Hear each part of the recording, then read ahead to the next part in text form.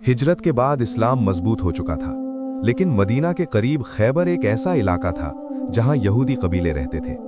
इनमें बनु नदीर के लोग भी शामिल थे, जिन्हें पहले मदीना से निकाला गया था क्योंकि उन्होंने रसूल सल्लल्लाहु अलैहि वसल्लम के खिलाफ साजिश की थी। खैबर के लोग सिर्फ अपने इलाके तक महदूद नहीं थे, बल्कि वो कुरैश और दूसरे दुश्मन कबीलों को मुसलमानों के खिलाफ भड़काते, माल से मदद देते और जंग की प्लानिंग करते रहते थे। इस वजह से ये इलाका इस्लामी रियासत के लिए खतरा बन चुका था। सफर का आगाज मुहर्रम 7 हिजरी में अल्लाह के रसूल मोहम्मद सल्लल्लाहु अलैहि वसल्लम लगभग 1400 सहाबा के साथ खैबर की तरफ रवाना हुए। आप सल्लल्लाहु अलैहि वसल्लम ने रात के वक्त सफर किया ताकि अचानक पहुंचा जाए। सुबह जब मुसलमान खैबर के करीब पहुंचे तो वहां के लोग अपने खेतों में निकल रहे थे।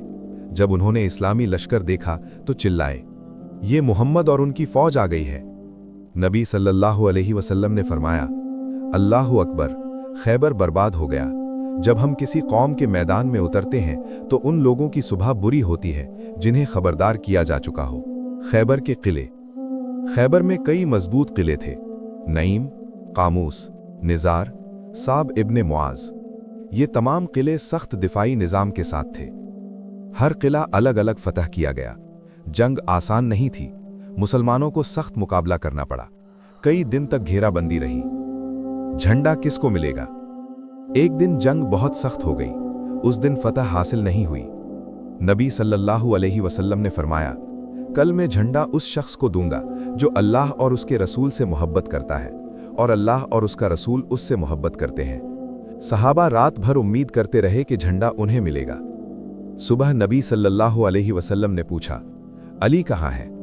बताया गया कि उनकी आंखों में तकलीफ है। आप सल्लल्लाहु अलैहि वसल्लम ने उन्हें बुलाया, अपना मुबारक लुआब उनकी आंखों पर लगाया।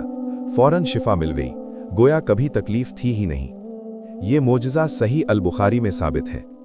फिर झंडा अली इब्न अबी तालिब रज़ी अल्लाहु अन्हु को दिया गया। मरहब का मुकाबला। किला कामूस के सामने यहूदियों का मशहूर पहलवान मरहब मैदान में आया। वो अपनी ताकत पर फख्र करता था और जंग का ऐलान करता हुआ निकला। हजरत अली रज़ी अल्लाहु अन्हु ने उसका मुकाबला किया। सख्त मुकाबले के बाद अली रज़ी अल्लाहु अन्हु ने उसे कत्ल कर दिया। इसके बाद मुसलमानों का हौसला और बुलंद हो गया। रिवायात में आता है कि किले का दरवाज़ा इतना भारी था कि बाद में कई लोग मिलकर उसे हिला न सके, जबकि अली रज़ी अल्लाहु अन्हु ने उसे ढाल के तौर पर इस्तेमाल किया। आखिरकार एक एक करके तमाम किले फतह हो गए। कुरान की तस्दीक। इस फतह का जिक्र कुरान की सूरा अल-फतह 48:18 से 20 में मिलता है। अल्लाह ने तुमसे बहुत सी गनीमत का वादा किया जो तुम हासिल करोगे। ये अल्लाह की तरफ से फतह और नुसरत का ऐलान था। सुलह और इंसाफ। जब खैबर फतह हो गया तो यहूदियों ने सुलह की दरख्वास्त की। नबी सल्लल्लाहु अलैहि वसल्लम ने उन्हें जिंदा रहने दिया और उनके साथ मुआहिदा किया कि वो जमीन पर काम करेंगे और पैदावार का हिस्सा देंगे। ये इस्लामी इंसाफ की मिसाल थी। इस जंग से मिलने वाले सबक। अल्लाह पर यकीन सबसे बड़ी ताकत है। सच्चा रहनुमा वो है जो पहले दावत देता है फिर जंग करता है। फतह सिर्फ असलह से नहीं, ईमान से मिलती है।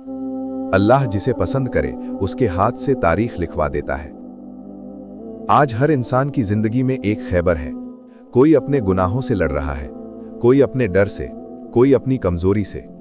अगर तुम चाहते हो कि तुम्हारी जिंदगी का किला भी फतह हो तो अपने अंदर ईमान का झंडा गाड़ दो। याद रखो, जिससे अल्लाह और उसका रसूल मोहब्बत करें, दुनिया की कोई ताकत उसे हरा नहीं सकती।